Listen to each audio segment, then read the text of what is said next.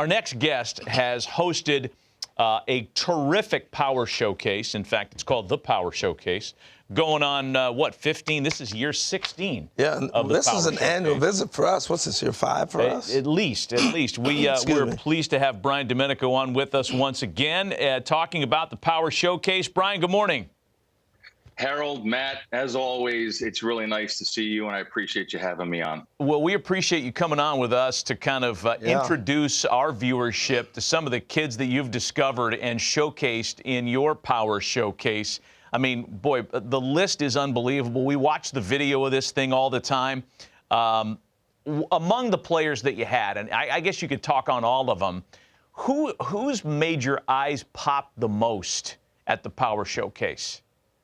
Well, as far as this year, I mean, it is tough because this was a year where there wasn't like that big human interest story of like the 525-foot home run or something along those lines. But there is a player by the name of Hogan Nelson who has attended 5 Power Showcase events, and he's actually a 3-time Power Showcase champion and won it as a 13-year-old and a 14-year-old. And then last year had to make a really big decision. He's one of the top quarterbacks in the state of Texas, and decided last year, after having a really good showing at area code, to kind of shift gears and focus strictly on baseball. And he came back as an underclassman and won in dramatic fashion. And he is one of those individuals that you have that has the it factor. When the pressure mounts the most and his back's against the wall, somehow, some way, he comes and he ends up pulling through and winning. And that's one of those unique DNA things that I think scouts and college coaches look for.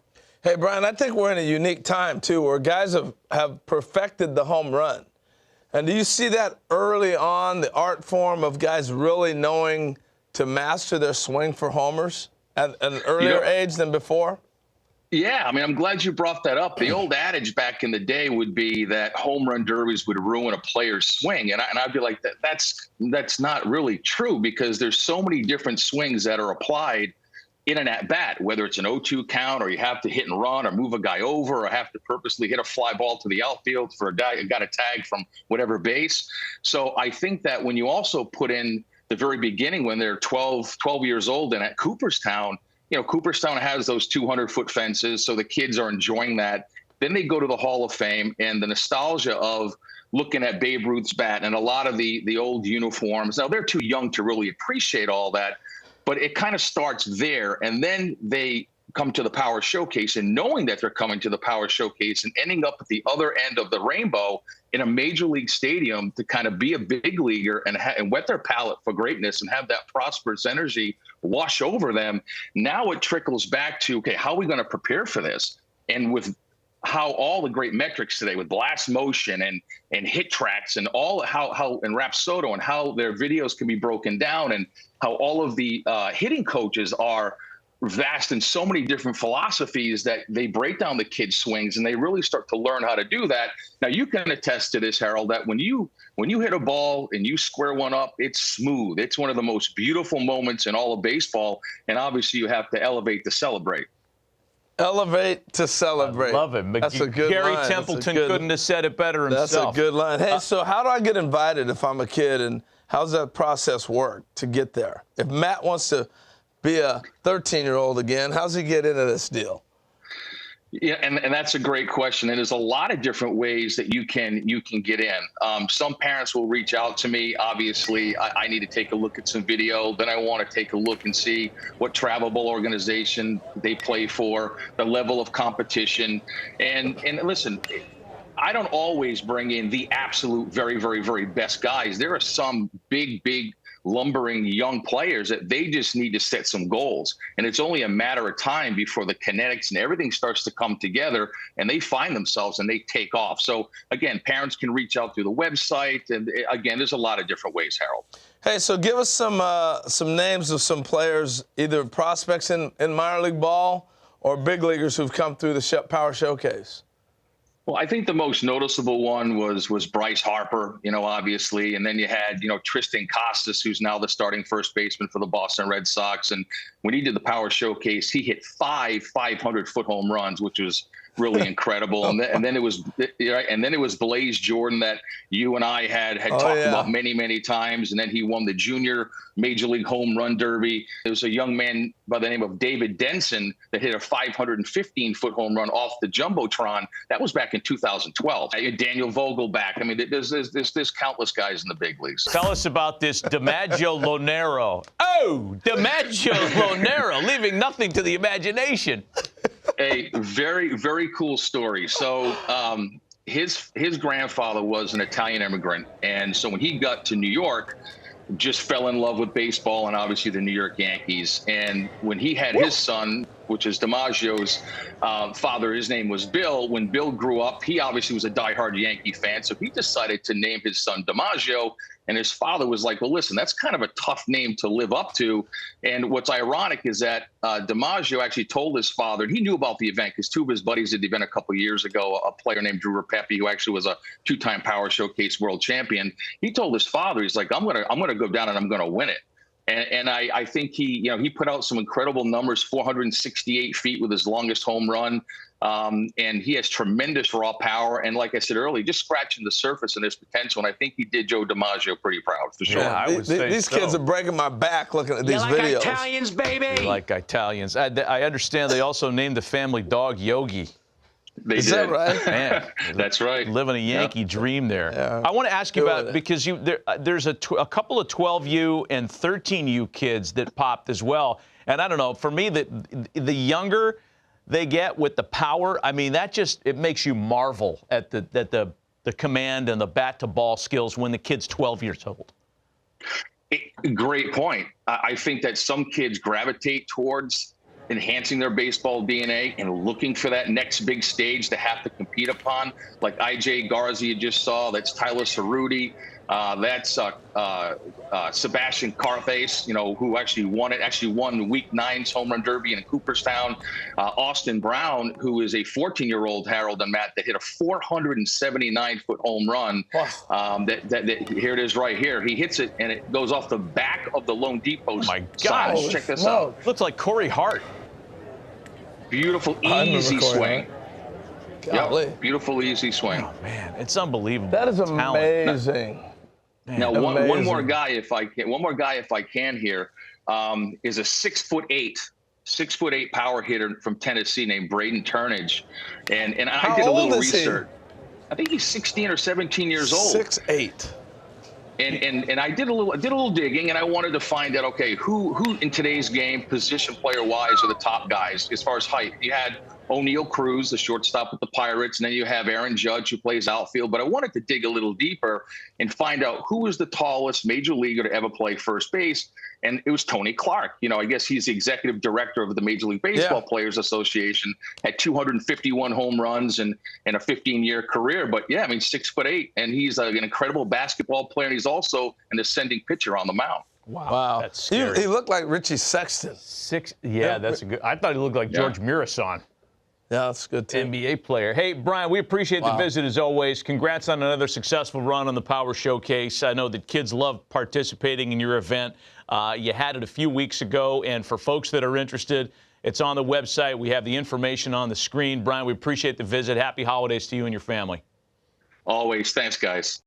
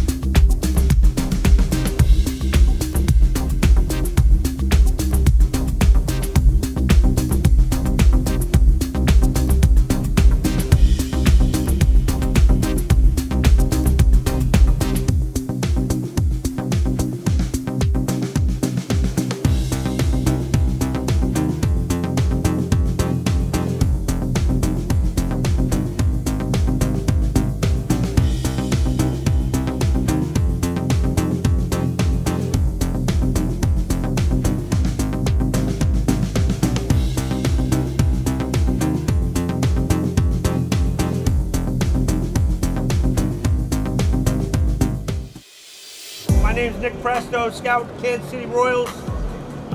It's a great opportunity. Appreciate you guys being here, hitting on a big league field. We're going to run you through a scout day.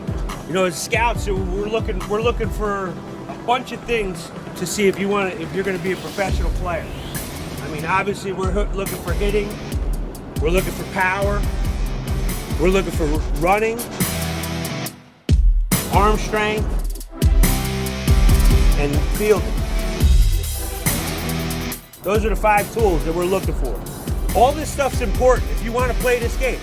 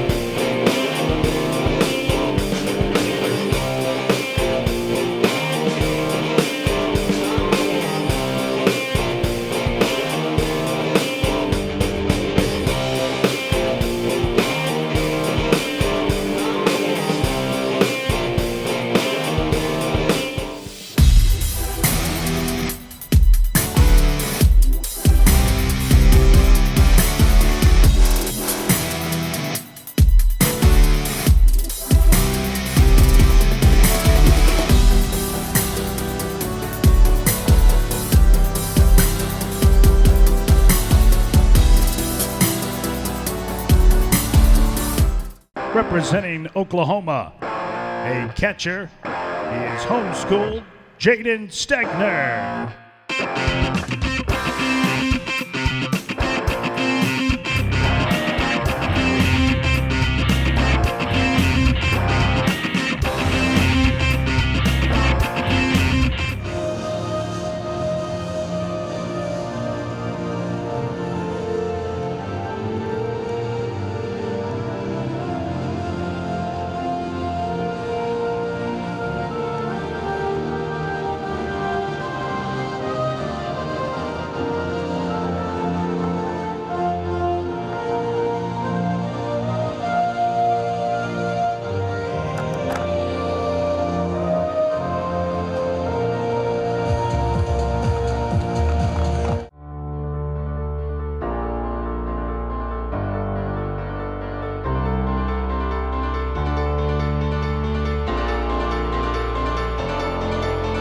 Ladies and gentlemen, now stepping in, representing Oklahoma, Jayden Stegner.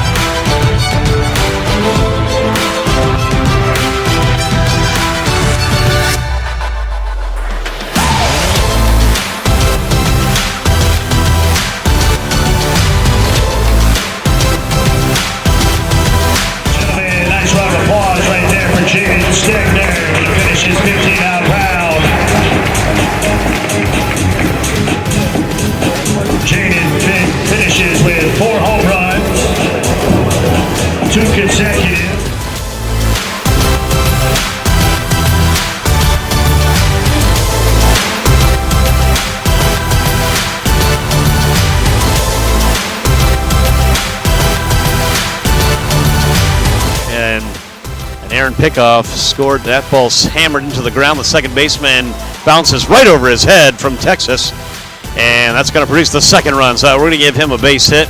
Tough play. Good job by Stegner. Oh boy. Gets through. Hit that ball hard, did Jayden Stegner. Stegner stung it from Oklahoma. Good job of hitting right there.